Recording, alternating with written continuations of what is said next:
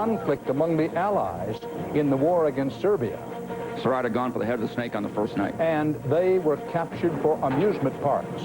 But tonight in a CBS News exclusive, you will see what happened to the dolphins that didn't make the cut.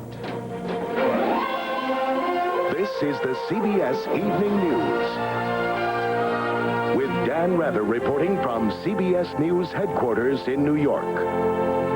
Good evening. A new report out today confirms that nearly half the households in this country are invested in the stock market. And today, one of the most widely held stocks took a big hit, IBM. The company predicted that fear of the Y2K computer bug would hurt its sales and profits. That sent the stock plummeting, taking the rest of the Dow with it for a loss of 94 points. CBS's Anthony Mason reports on the day Big Blue bled. Wall Street spanked Big Blue today. After IBM warned of weaker earnings, traders sent its stock into free fall. Big Blue plunged $21 or 19%, its biggest one-day hit since the '87 crash. IBM is making money, but we were expecting them to make more money and expecting more growth, and that's what counts in stocks. IBM's swan dive was so steep it accounted for more than half of the Dow's 94-point fall. There are 30 to 50 companies that have been powering all these averages, and when a key one like IBM turns around, the impact is felt broadly across the market. And broadly among investors. A study out today shows that nearly half of all U.S. households are now directly or indirectly invested in the market, the highest level in history. IBM, one of the most widely held stocks, blamed consumers' Y2K worries for its sluggish sales, but some analysts said the real reason may be a saturated market. A great new technology they came out with four quarters ago, which was great, and a lot of people bought it, but they've already bought it. It's the same analogy as if the GM came out with a great new car, we all bought it in 1 year, they wouldn't sell any cars for a couple of years. But when Big Blue worries about Y2K, so do investors. It's estimated that through mutual funds, pensions, banks, or direct investment, every other American owns at least a small piece of IBM. Dan? Anthony Mason, thanks. The CIA told Congress today it is, quote, highly confident that the year 2000 will not begin with an accidental nuclear attack. The CIA's science chief said the world's nuclear powers have removed the Y2K bug from their missile systems, but there is still some concern about aging nuclear power plants, not missiles, but power plants, such as the Chernobyl-type reactors in Russia and Ukraine.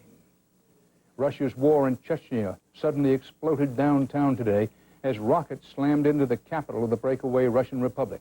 At least 118 people are reported killed, hundreds wounded, as the shells rocked the central marketplace.